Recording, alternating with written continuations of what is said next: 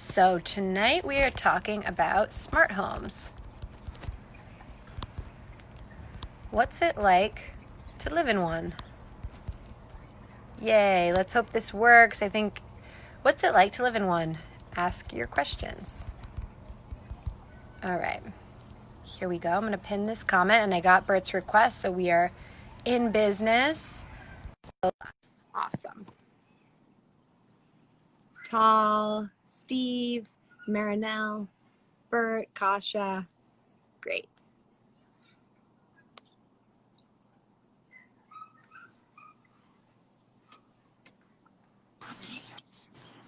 Hi, Bert. Hello. We Let's see. I look both a little are foggy. in jungles. I am. I'm So you're in the Philippines. quasi trapped in the Philippines. Yeah. When I say trapped, I'm not trying to elicit pity because I'm trapped on a beach doing some kite surfing, so it's okay. So nice. Um, so our topic tonight is smart homes, and you have one. I do. And I've actually had two smart homes, really different smart homes that used the Think Automatic technology.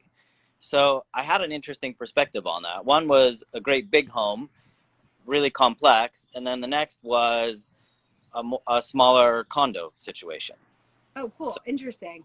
So tell us about the big home. Where was so it? the big house was when I first kind of started doing my research on smart homes because it was in Sammamish, Washington. It's kind of a suburb of Seattle, and the house contained my office plus the house, and because it was a small lot size, it had three different stories, and there was all kinds of lighting controls that needed to happen, uh, everything from the door, sensors, security, and it was really tricky. And so in researching it, Steve and I got talking, and he said, "Oh my gosh, this is a perfect scenario to showcase this Think Automatic." And I didn't know that much about smart homes at the time, but we visited another smart home. I saw some of the technology at work. And like I said, in this situation, it was mandatory. Like I needed it because of the complexity of the house. You weren't going to go run through three stories turning off lights when you left the home. Uh, Sometimes you'd walk into a room and there'd be five different things you needed to control for the lighting or the settings in the room. So it was just a house that had no choice and needed it. You Uh, needed a central control. yeah, it would have been really too onerous to try and run around, turn on lights, and everything was on dimmers and rheostats, and um, there was too many things to control. Right? Got it. If you want to control the outside lights, you had a three-way switch on the third floor, the second floor, and the first floor, and it just the complexity mandated that you have that That technology. makes sense. I hadn't even made that link of like the bigger your house is, the more things you have, the more you're really required to have some kind of Yeah, unifying device. yeah, and I think what was an interesting shift for me is when I went to the smaller house, I might not have researched, smart technology because I would have thought I didn't need it there. But because I was already exposed to it, and at that point I was not only using the software, but then the Think Automatic switches, and it was just as useful in the small condo as it was in the big house. But it wouldn't have been in the forefront of my mind to explore that, right? Okay. So you are like the really special specimen in the world because you're like, all of us know about this company, but like none of us have tried it in our homes. So what are the things you don't have to do when you have Think Automatic installed in your home? Well, first off, I want to say you and my mother are on the same page. That I'm the most special person in this world. Oh, so cute. um, well, here's the funny thing about smart technology. When you or a smart home, I think what users think is, oh, it will be so cool. I'll have all these features that I want to use.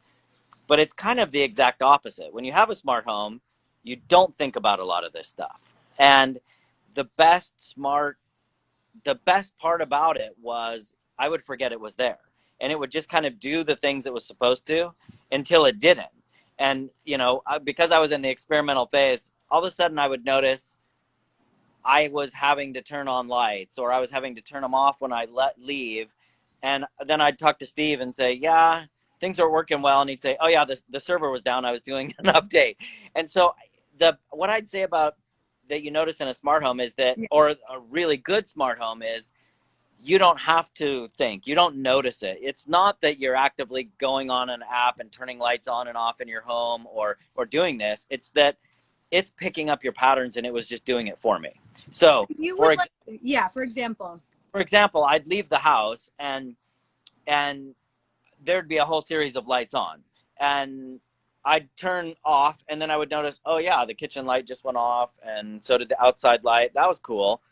That I might have got out to my car and realized, oh geez, I left those lights on. Maybe I'm going to go back in and turn them off. And so it just did it. Or when I would walk into the home and I'd hit the light by the door, all of a sudden it would set the exact scene I want in the room, and I didn't have to touch any other light switch, right? So, and it would know what time of day it was. So if it was in the evening, I would do it, and it would have all the lights dimmed right where I wanted it to be. Oh, nice. And then I would go about my day. So what I mean by you don't notice it is you start to take that for granted really quickly within days or weeks. And then when you hit that switch by the front door, and then you have to walk across the room, and you have to hit another one to the right, dim, and another one, and then you walk to your kitchen and you do the same, all of a sudden you're like, well, this is kind of a pain in the ass. Right. Why isn't this thing working? So this is like what all of us are doing, is touching all of these different devices to turn them on. So tell us what it's like to go back, like in the place you're in the Philippines right now, like, are you in a smart home that's powered by Think Automatic? Yeah, no, I'm in a little like Nipa cottage. So you just have one light switch anyway, but it's we only have one light switch. The old kind of smart. Yeah, but what's funny about it is you get addicted to that convenience, and like I say, you don't recognize that you're getting addicted. Yeah. But the minute it's pulled away, you're like, hey, where's my teddy bear? Why isn't that lights going off? For me, the big one is I don't wear shoes in my house. So I go to the front door, I put my shoes on, I hit the light switch, and I go to leave. And if the smart technology is not working, then I realize, oh man, I got a light across the thing. I got to take my shoes off, walk across the room, shut the light off, come back to the front door, right? Yeah. So like I say, the best smart home is one you kind of take at it and you're not actively recognizing it, what it's doing for you. So I just want to get like very simple of like, because I sort of feel like you and Steve have like been to Mars, and you're like, it's so cool. Like, you don't know what it's like till you know what it's like. And we're all just like, okay, like what actually happens when you walk in the door? So like when you walk in the front door, you touch something and all the lights go on in the space. The scene I want by room, right? So it's turn on my bedroom because I'm not there yet, but it would turn on my living room to the levels that I want. And it can go beyond lighting control, but I'll talk about that because that's what most people used. Same thing when I would enter my bedroom, it set that scene. What about the bathroom? Like you're walking to the bathroom in the middle of the night. Like, is it just like light goes on? Yeah. So in the big house, I incorporated some other things because I'd put sensors everywhere when I wired it. So all those sensors could be an input. So a closet door. Is there any time you want to be in the closet without the light on? No. Okay. Well, that's a very simple command. So quickly, the smart home should learn that anytime I'm in the closet, I want that light on. Right. And I never have to turn it on again. I just open the door and there the light's on. Yeah. Same in a bathroom. Is there any time I want to be in the bathroom and not have a light on? Probably not, unless there's a window, right? And so those kind of things become just automatic and you don't even think about it, right? And until you walk in your closet one day and it stays dark and you're like, wait a minute, what am I supposed to do? Right. Oh yeah, I hit a. Would you say touch, like the motion sensors are necessary to like reap the benefits of Think Automatic or another smart system? So this is what I was talking about. In the big house, I had all that kind of stuff, motion sensors, door sensors, and that. And that's where I say I needed this. I built it planning on that. Yeah. And it was great. That ability to have that control was great. But then when I am downsizing to the condo, I wouldn't have thought it was necessary, but the convenience, it was more a matter of convenience. It may not have been necessity, but it was no less functional. just because I didn't have those sensors. The switch itself was enough of an input for me. So how did that work, like regarding the example with the closet? If you don't have motion sensors, was that still functional? Yeah, that's not going to be functional with the closet, in that I'm going to need some input that tells that light, right? Yeah. But it would be, now I'm going to be back to the switch. Yeah. So what other inputs did you experiment with aside from light? Is light an input? Light could be an input. Time of day could be an input. Humidity Okay. could be an input. So we had wired humidity sensors in bathrooms and laundry room to control fans, right? So you start taking a shower, humidity level goes up, turns the fan on if you did it. So he never told me about that. That's an amazing feature. I love that. Yeah. But, and then temperature, outside temperature could be an input. The time of year could be an input. Just basically anything you could put a sensor to could now be an input that's giving the home more information to make better decisions. What about your blood pressure? I suppose that could be an input. I think that should be like his special design. I think one of the cool dimming ones, lights for blood pressure. one of the cool ones, yeah, we didn't get to play with it, but I was really looking forward to it, was you're always carrying your phone with you, right? So you're emanating this Bluetooth zone around you. So even your location in the home becomes an input, right? Where are you? How are you moving through the home could become an input. And that was one I was looking forward to playing with on the big house, and we didn't quite get there. But yeah, What's one that I find kind of curious and fun is I've always thought, like, why don't we live in a world that has like music subtly playing all over the place, and like it's like moods, it like senses like how much traffic is there and plays like calming music and so on. Like, I don't think I would mind having music that was sort of in direct correlation to like blood pressure or other health stats that were taken by a phone. That's a super cool idea. One of the houses that we visited when we were kind of doing the research for the big house had something like that he could text the home to play certain music, and I think music could follow him through the home. And even funnier was when we were sitting there one day, we heard these running hoof footsteps, like a galloping horse. Yeah. Steve kind of looked at each other like, what was that? And he said, oh, somebody's coming down the driveway. And so that lets me know somebody's around. We were so like, you wow. had that feature? I didn't have that, but one of the homes we visited had that feature. And again, it was just another sensor. He had some motion sensor on the driveway that let him know a guest was approaching. And what was, again, funny, back to what I said, that these things aren't intrusions, but you just kind of come to accept them, was the homeowner, I don't think he even actively heard the galloping footsteps. Steve and I did, because it was something new and unique. He just knew somebody was approaching. And I'm not sure the footsteps didn't shock him, or he didn't think that was unique in any way, because it was just part of his life then. Yeah. Amazing. Do you feel that, did this have any significant impact on your energy bill? I'm sure it did, but since I had it from the beginning in the big house, I couldn't quantify that. But for example, the outside lights, we had 80 outside lights on the home. That's not the kind of lights you want to leave on.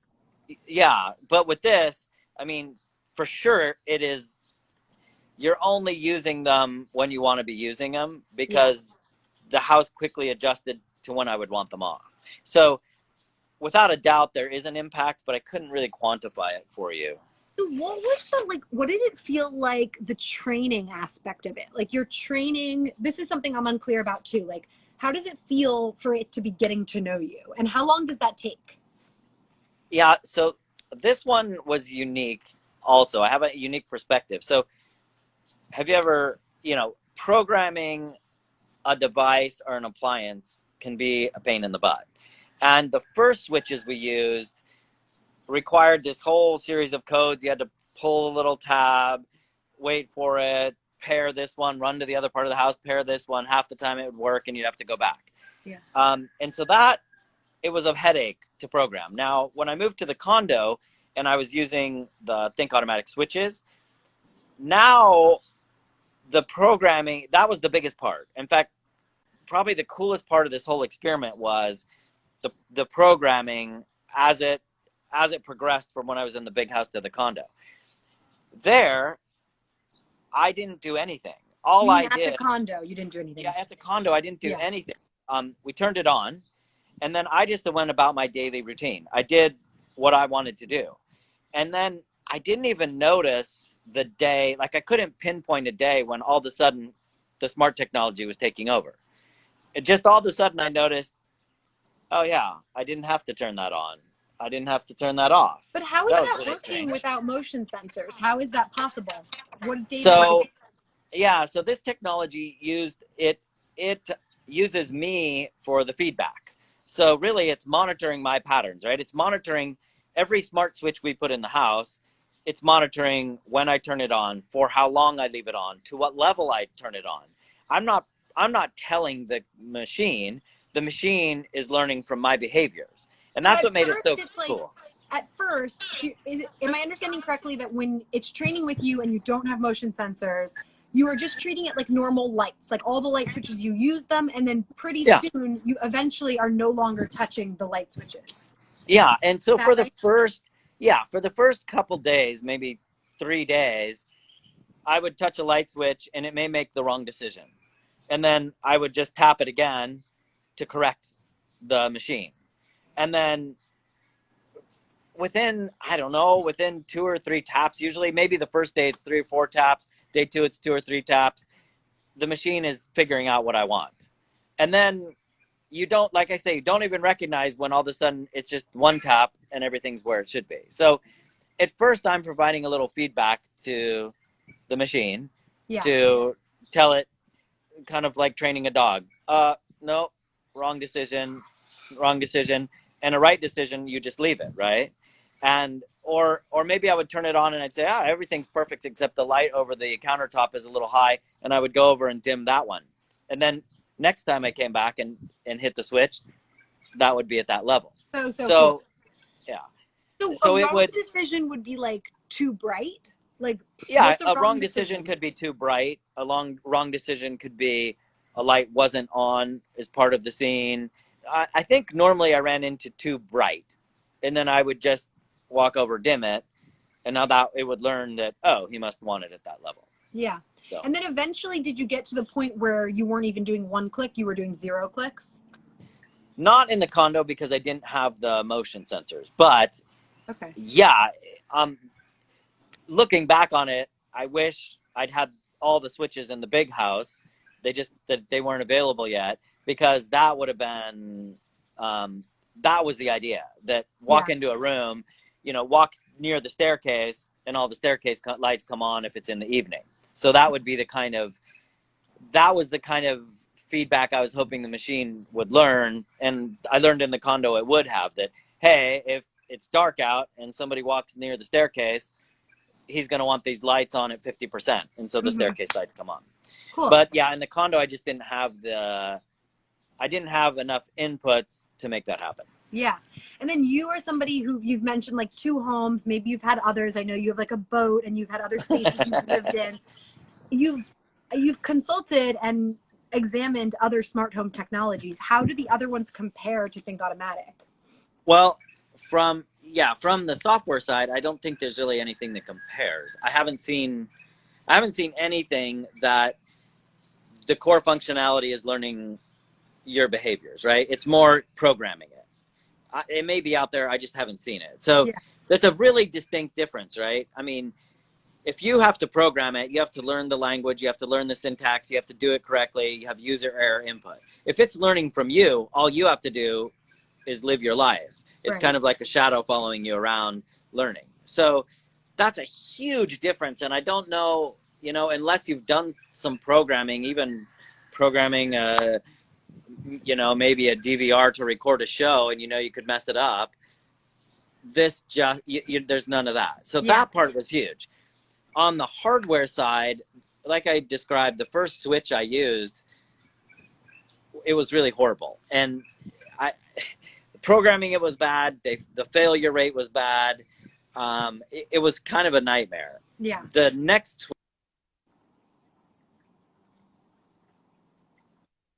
hold on, oop, I don't know what happened. And it was perfect, right? Because the hardware is actually designed for the software. Yeah. And so that one was kind of hilariously easy, that it just did what it needed to do. Yeah. So, Kasha asked about water, and I was thinking the same. Her question is regarding, hooking this up to watering systems like a topiary garden. I also thought about shower. I mean, I constantly get in the shower and adjust to the temperature I like. Is that something that yeah, happens with you? in the big house, I had that. I had motion sensors linked to a circulation pump, right? So since it was the third floor, it was really far away from the water heater.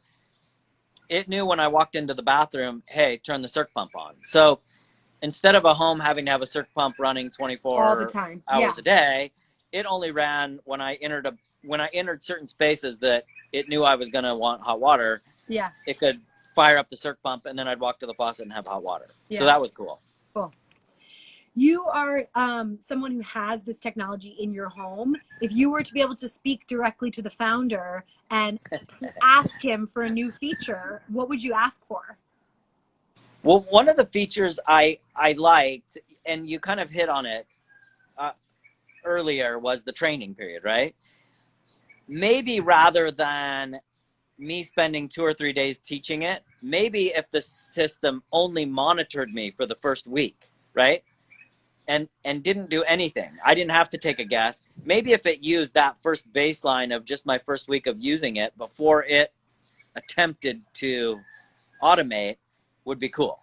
Not that I minded teaching it, but I could see that there would be a way, if it just watched me for 3-4 days a week or something, that I probably wouldn't even need to teach it, because cool. It turns like out it would behave like normal lights for the first Yeah. week, but silently it would be watching. Correct. And then after that week, it would just function and beautifully.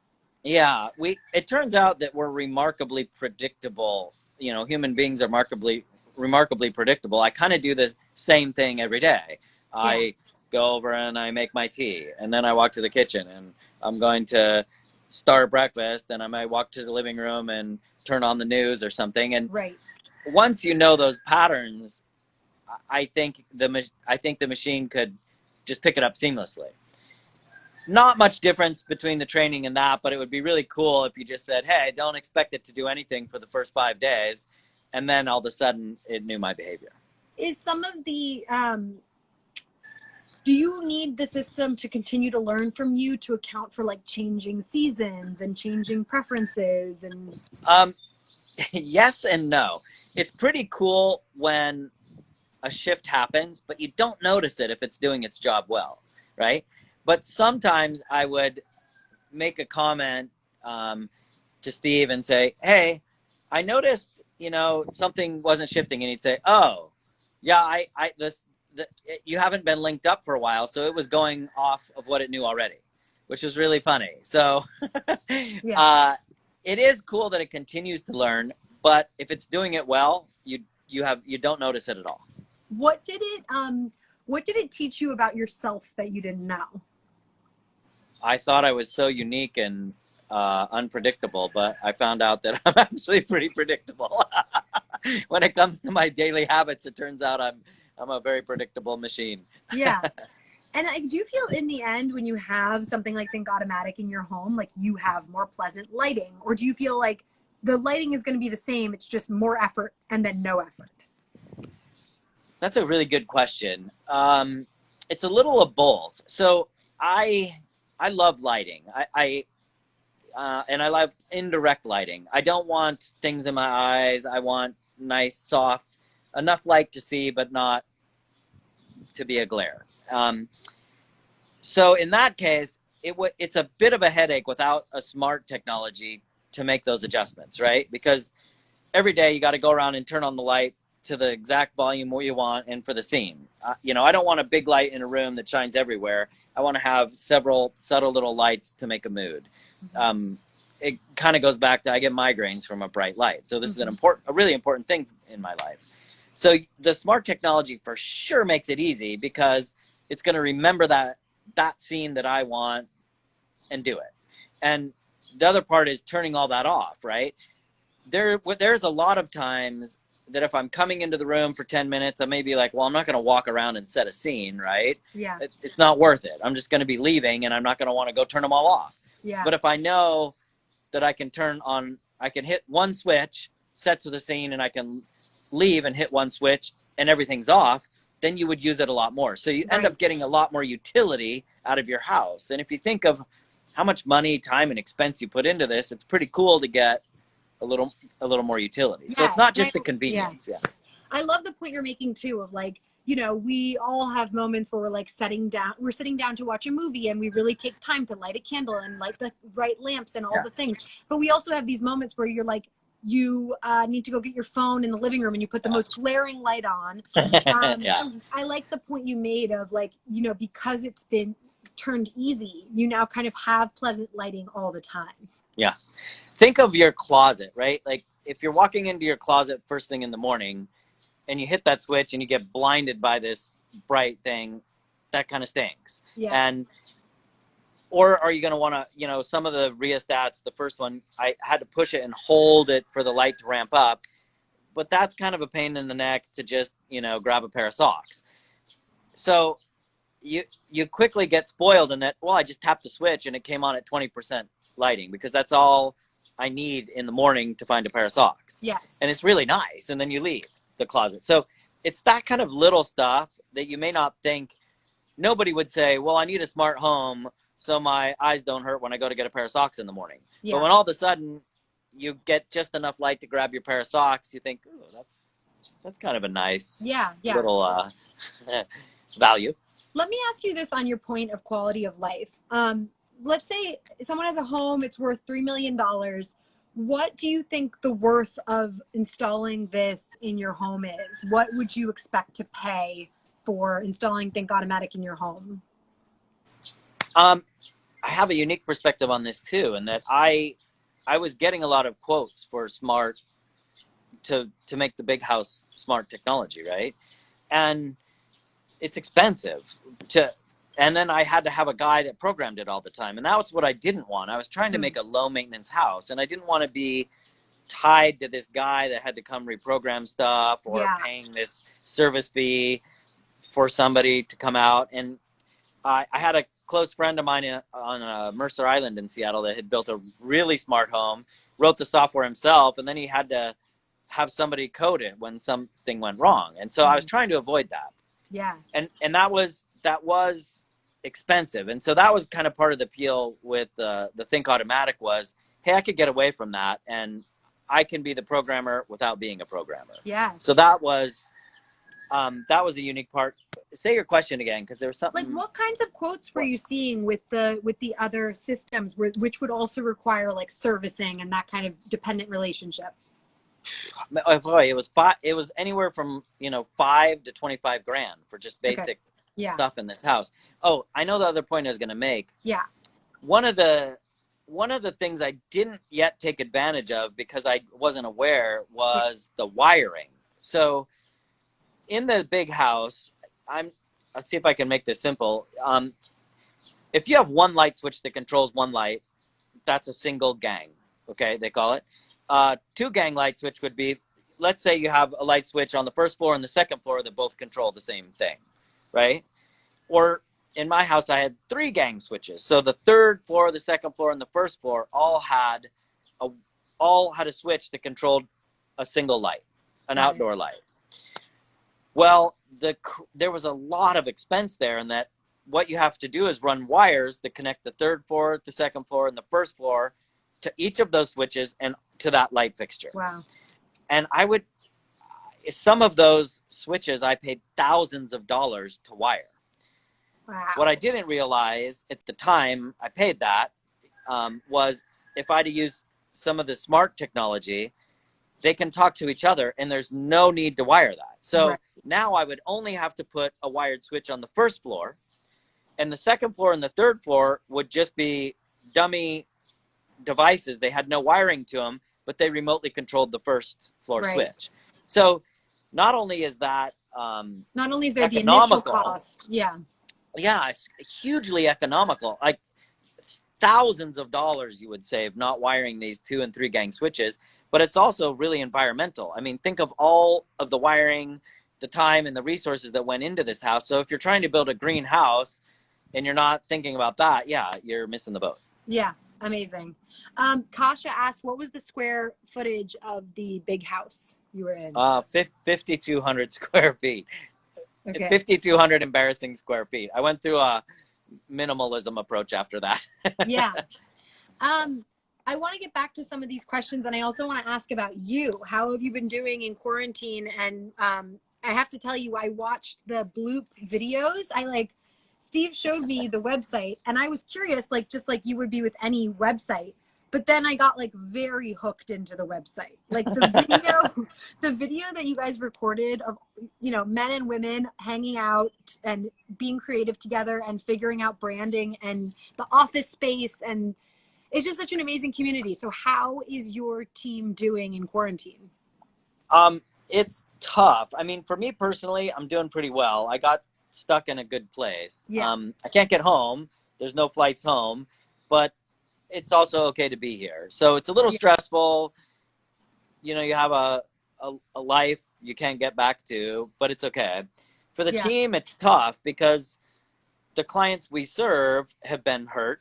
And so that hurt gets passed down to us. So we currently have teams that are on furlough, which is tough. I mean, this is everybody's livelihood, but we're a pretty cohesive family, so I think we're getting through it, but we're sure looking forward to things maybe not going back to normal, because I don't know what normal is, but things getting the wheel of commerce churning again. So it's tough. And are you still, is your team still accepting requests for work from new clients? Oh yeah. I mean, more than ever, we're trying to find and help people. And I think for us, there's probably a little bit of a silver lining in that as an outsourced team. So, I mean, we're an outsourced team in the Philippines.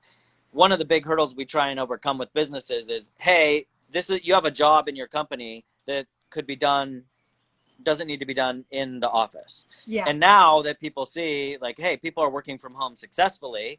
Okay, it's only now, that's one of the biggys hurdles. It doesn't need to be done in your office. Well, does it need to be done in Seattle, or could we do that for you in the Philippines? Right. So tell us quickly, like what you guys offer in your words, so that we can like put that word out in case anybody on the call needs this work. Sure. We do so impressed by the video you made for Think Automatic. That was insane. Like the quality of work. I've seen so many branding people. The quality of work that you have done for Think Automatic is incredible. Thank you very much. Yeah, we're proud of that stuff. Tell us, what can we come to you for if we need X, Y, and Z? Well, we do everything from design, branding. We're really good in the video animation, explainer videos arena. We've been doing that for actually 20 years plus. So video, all online stuff, social media, but we also have some teams that do CAD/CAM, architecture design, and we even do stuff like bookkeeping services. So it's kind of any service that you would need for your company that didn't need to be done in your office, we can satisfy that. Love it. And I know that you all do logos, and I loved in the video online, I saw like some of the process. I think it was one of your team members using like thinking about the droplet. It was how you came up with your Bloop branding. Oh yeah. The team is really good at taking logos and doing an animated logo. As everything goes digital and things are online, a static logo becomes just kind of part of the equation now. You need more of an animation. So we're pretty good at taking companies' logos and creating an animation out of that. I love that. Okay, I think I have someone I'm going to send your way. And then, so let's go back to Think Automatic and smart homes, because I want to talk about kitchens. I want to talk about anything interesting that would happen in your kitchen. Like, I have a dream. I'm putting this out here. I know that Steve is on the line. Like, I have always wanted to be able to go out for a hike and know that I put a pot of quinoa on and my smart home is going to turn that pot's heat off after 20 minutes. Like, I hate having to monitor the oven, the stove, come in, come out. You have to be physically there in order to control it. And it seems like such a thing of the past. So was there anything interesting? I come a little bit from a food background. Anything interesting regarding the kitchen that you hope for or that you have seen? Well, I like your idea already, and I would probably hound him to get cracking on that. But Yes, I know. I want him to. I didn't take advantage of any of that in my house because mostly because I wasn't thinking about it. I mean, now that you say it, I see a lot of stuff that could happen there. Other than the hot water, like the kitchen was one of the areas that I would enter and it would know I'm going to want hot water there, right? And so that was the only thing in my kitchen. Like but hot water for like your tea or? no, for just at the faucet, right? It would spin the Okay, circ pump, right, and I amazing, could walk yeah. over and I'd have hot water right there. But I could see a lot of applications for saving money there, like something you just mentioned. I had an Insta-Hot for my tea, and it stays on 24 hours a day. It's just so incredibly wasteful that if that switch was hooked up to the smart home, it would know what time of day I made my tea and come on 20 minutes before, right? So I could see that there would be a lot of applications there. I think I certainly just, yeah. getting your coffee ready on time is a pretty obvious one. How about when I'm cooking some stinky garlic, it knows and it turns on the exhaust fan? That would be good.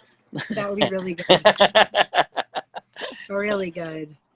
So what are we missing? Like, people are on this call, they're kind of like, Bert is so lucky. He has this great home that's hooked up to this technology. Like, what are we missing? Is it easy to install? What was it like? Like, did like the founder come over and install it, or what happened? Yeah, we were experimenting, but here's what I would tell someone. It's baffling to me that everybody doesn't do this. And here's why. The cost is not only low. In new construction, you're going to save money by making a smart home right from the get-go. So right out of the gate, your construction costs are lower by installing these switches. So it's free. This technology is free on a new home. If you're doing a remodel, I think people think it's a bigger deal than it is, right? The cost is so low for the benefit you get. I mean, for less than $500, you have a reasonably smart home with just maybe 5 or 10 switches. You'd be surprised how much it saves you. And so I think people think, oh, this smart technology is beyond my reach. We're talking thousands of dollars and remodel and tearing up walls and this, where really you don't have to program. If you got your entry level could be a couple $100 or less than $500, and all of a sudden you have these massive life improvements and you're using stuff more. And if you're doing new construction, you're probably literally getting paid to use this technology because you don't have to do any of these 2 or 3-way wiring switches. Yeah. And probably your electrician's not going to guide you that way, because if you do it, he's probably got a lot less work to do in your house. Yeah. And so I don't know that it's in anybody's vested interest right off the bat to tell you, oh, hey, you can do this stuff, save a lot of money, and have this really smart house. And so what I would tell people is it's less complicated and it's less expensive than you think. And if you're using a technology like that Think Automatic that's learning your behaviors and you don't have to program, I just don't know why everybody doesn't do it immediately. We want everyone to do it. And is this something like, can people receive this by mail and hook it into their own walls themselves? If you can change a switch or an outlet in your house, yeah, you can do it yourself. If you're not comfortable with that, it's pretty simple to do. I mean, I bet an electrician would take him 1 hour to do 5 or 6 switches. It's just not, it's remarkably easy. It's not anything complex. Yeah. Amazing.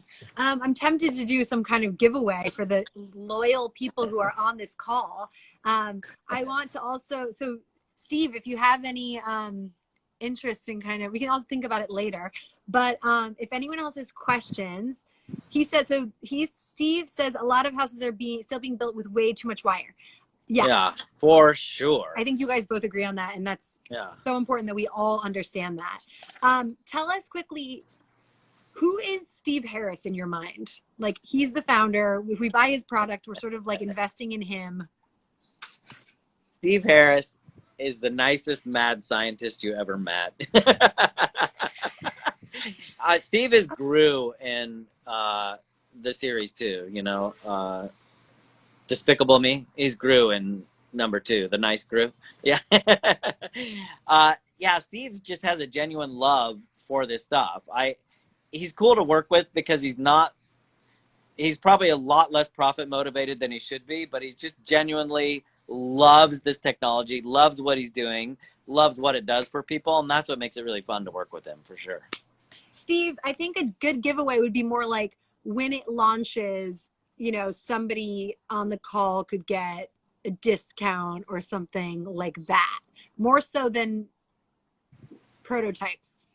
But he goes, wait, what? Is he responding to you calling him a nice guy? No, I don't think so. What is the wait what about?